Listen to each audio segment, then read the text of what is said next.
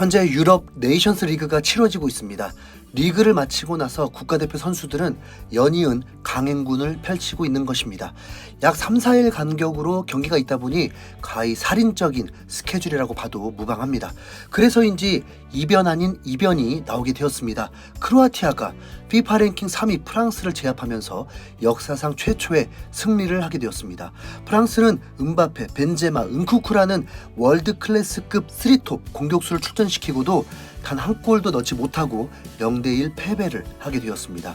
프랑스는 이 경기의 패배로 디펜딩 챔피언이라는 위용이 무색해지고 조별 탈락하게 되었습니다. 크로아티아의 승리를 도운 주인공은 다름 아닌 모드리치입니다. 이 경기에서 결승골의 주인공이었습니다. 모드리치는 미드필더로서 이니에스타와 함께 최고의 플레이메이커로 꼽혔던 선수로 10년째 레알 마드리드의 주전 미드필더입니다. 10년. 모드리치는 1985년생으로 올해 나이 36살입니다.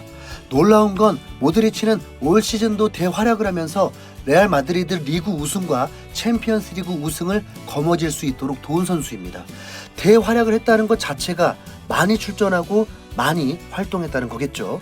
모드리치는 신이 내려주신 선물인지 체격과 다르게 체력도 매우 좋아서 활동 반경도 굉장히 넓어 공격과 수비 가담도 뛰어납니다.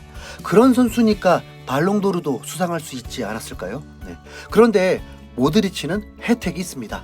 유럽 선수라는 거죠. 그러다 보니 멀리 가봤자 비행기 2-3시간 거리이고 시차도 거의 없습니다. 이 말을 언급할 수밖에 없는 이유는 손흥민 때문입니다. 손흥민도 네이션스 리그와 비슷한 일정을 치르고 있는데 문제는 그의 행보입니다. 최근 국제축구선수협회에서 브리핑을 하면서 손흥민이 최근 3시즌 동안 경기를 치르기 위해 비행한 거리가 22만 킬로미터를 넘고 비행시간도 300시간에 이른 것으로 조사되었습니다. 거기다 선수가 1년으로 최대 적정 경기 수를 55경기로 보고 있는데 손흥민은 57경기였습니다. 그것도 연평균으로요. 손흥민은 3시즌 동안 172경기, 케인은 3시즌 동안 159경기입니다. 비행거리는 거의 2분의 1 수준입니다. 손흥민은 케인과 다른 스프린트를 많이 하는 스타일이라서 체력도 더 많이 요구되는 선수입니다.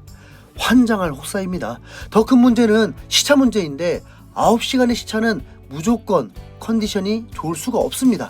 이번 파라과이가 일본에 1대4 패배를 당하고 가나도 일본에게 무기력하게 패배했습니다. 입국한 지 이틀 만에 경기를 했으니까요. 그런데 파라과이가 한국과는 2대2 무승부를 기록했죠. 회복하는데 일주일 시간이 있었습니다. 이번 이집트와의 경기도 실망스러운 부분 하나가 경기 이틀 남기고 입국을 했기 때문에 가뜩이나 주요 선수들이 빠진 것도 아쉬운데 컨디션 난조팀을 상대하니까 완전 김 빠졌습니다. 그래도 한국 국대가 체력 고갈에 선수 이탈까지 많아서 접전이 예상이 됩니다. 무실점이 기적이 될 것입니다. 이집트의 전력은 어쩌면 완벽하게 준비된 동남아 팀 정도 될 텐데 손흥민은 이 경기에서도 월드컵 시험 무대를 치릅니다. 손흥민은 벤투 후 4년 동안 스리랑카전 외에 쉰 적이 없다고 합니다. 이 정도면 안타까울 정도인데 그건 팬들 입장일 뿐입니다. 손흥민은 사명감뿐만 아니라 국가대표라는 특혜로 뛸 수 있다는 게 영광이라고 생각하기 때문에 이번 이집트전도 지쳐있지만 즐길 것입니다.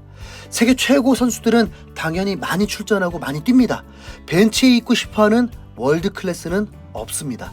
월드 클래스들은 수많은 부상에 시달리며 살았고 더 철저한 관리를 하며 살았습니다. 아버지에게 월드 클래스 인정받으려면 모든 분야를 10% 성장해야만 진짜 아버지 좀 너무하신 거 아닐까요? 뭐 어쩔 수 없죠. 아버지에게 월드 클래스 인정받는 그날까지 모든 노하우를 동원해서 전무후무한 체력왕으로 이름을 남기길 바래 봅니다. 이상 흰수염 고래였습니다.